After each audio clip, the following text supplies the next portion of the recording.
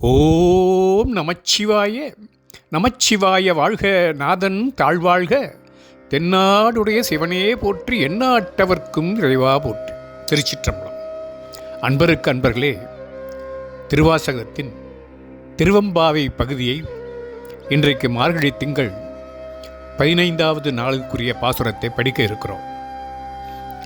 நான்முகன் திருமால், இந்திரன், கணபதி, முருகன், சக்தி, திருமகள், கலைவாணி, ரிஷிகள், தேவர்கள், அஷ்டதிக் பாலகர்கள், நவக்கிரகங்கள், மானிடர், அசுரர், பறவைகள், விலங்குகள் என சகல கணங்களும் ஈசனை வணங்கியதாக புராணங்கள் இருக்கின்றது. அந்த சிவனை துதிக்க தடை என்று கருதி தந்தையின் காலையே விட்டுவிட்ட சிவபூஜை செய்த ஒரு அடியார் இருக்கிறார். அதுவும் ஈஸ்வர பட்டத்துடன் முக்தியும் அடைந்தார். அவர் யார்? பதிகத்தை படித்த பின்பு அவரது வரலாற்றை பார்ப்போம். பதிகம்.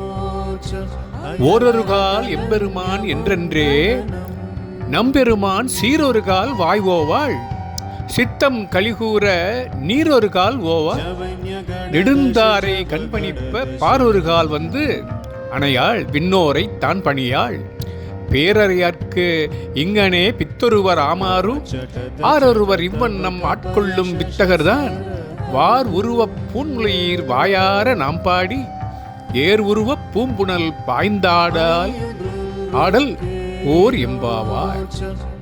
எம்பெருமானே என்று ஈசனை ஒவ்வொரு நேரமும் அழைப்பாள் என் தோள். ஓயாமல் நம் ஈசனின் பெருமைகளை நிறுத்தாமல் பேசுவாள்.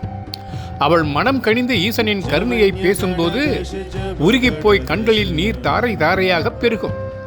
அந்த பக்தி பரவசத்தில் இருந்து அவளால் மீளவே முடியாத நிலை ஏற்படும். விண்ணில் இருந்து வரும் வேறு எவரையும் இவள் வணங்க மாட்டாள். ஈசன் மட்டுமே தனது கடவுள் என்ற நிலையில் காதலோடு நிற்பாள். இங்கனம் என் தோழியைப் போலவே நம்மையும் ஆட்கொள்ளவிருக்கும் வித்தகனான ஈசனின் தாழ்வணிந்து பாடுவோம். பா தோழி, மலர்கள் நிறைந்த ஏர் வடிவிலான தடாகத்திலே பாய்ந்து நீராடுவோம். வா என் பெண்ணே.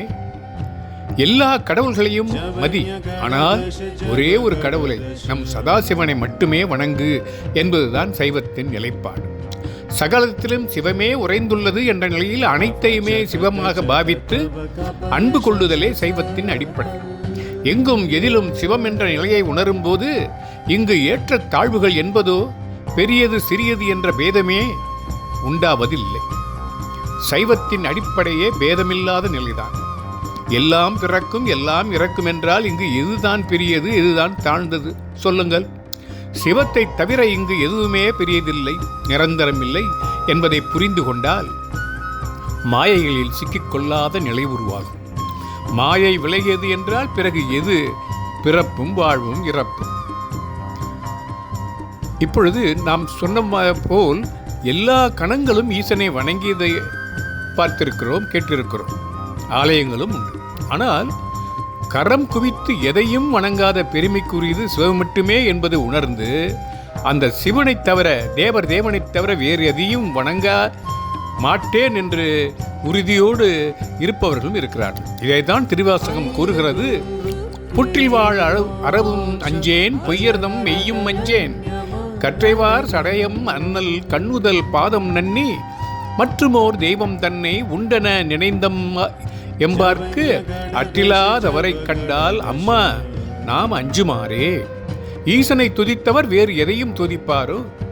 ஈசனே உறவென்று இருப்பவர் வேறு எதையும் மதிப்பாரோ? அப்படி சிவமே முழுமுதல் எனக் கொண்டு வாழ்ந்தார் விசார சர்மர். பண்டு ஈசனை பணிந்த நம் தொண்டீசர்களுள் சண்டீசனுக்கு இணையானவர் யாரும் இல்லை என சைவம் சொல்.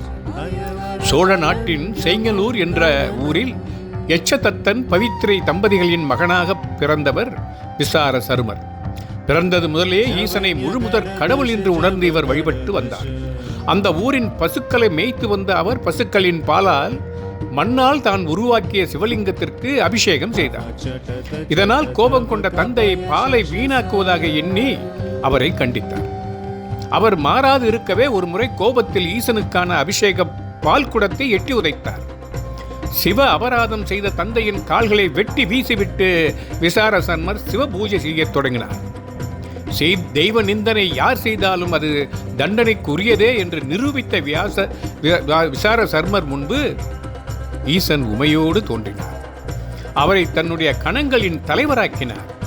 சண்டீசன் என்னும் ஈஸ்வர பட்டமளித்து ஆடைக்கும் பூஜை பொருள்களுக்கும் உரியவராக அவரை நியமித்தார். மேலும் தாம் உண்ட அமுதும் பரிவட்டம் மற்றும் மாலைகள் உனக்கே ஆகுக என்று அவருக்கு தான் சூடியிருந்த கொன்றை மாலையை சூட்டி கோமுக காவலாக நியமித்தார். இதுதான் பக்தி ஒழுக்கத்தின் கட்டுப்பாடு இருப்பதை போல பக்தியிலும் கட்டுப்பாடும் ஒரே தெய்வம் என்ற கற்பு நிலையும் வேண்டும். அதையே சைவம் போதிக்கிறது. போற்றுதற்குரிய இந்த மார்கழி நன்னாளில் அதிகாலையில் ஈசனை பணிந்து நீராடி ஆலயம் சென்று போற்றுவோம் வாத்துகொழி. கருணையே வடிவான் நம் ஈசன் காலம் தோறும் நம்மை காவல் காக்கக்கூடியவன். அவனை காத்திருக்க செய்யாது போற்றி புகழ விரைந்து வா தோழி என்று அன்பர்களை அழைக்கிறார் மாணிக்க வாசகர் இந்த பாடலிலே. தேவதேவன் மெய்ச்சேவகன் தென்பெருந்துறை நாயகன் மூவராலும் அரியனா முதலாயானந்த முர்த்தியான் யாவராயினும் அன்பரின்றி அரியனா மலர்ச்சோதியான் தூய மாமலர் சேவடிச்சகந்தன் சென்னி மன்னிச் சுடருமே என்று கூறி இந்த பதிகத்தை நிறைவு செய்கிறேன். இன்னொரு நாள் இன்னொரு பதிகத்துடன் உங்களை சந்திக்கிறேன் நண்பர்களே. ஓம் நமச்சிவாய. நமச்சிவாய வாழ்க, நாதன் தாழ்வாழ்க, தென்னாடுடைய சிவனே போற்றி, எந்நாட்டவர்க்கும் இறைவா போற்றி.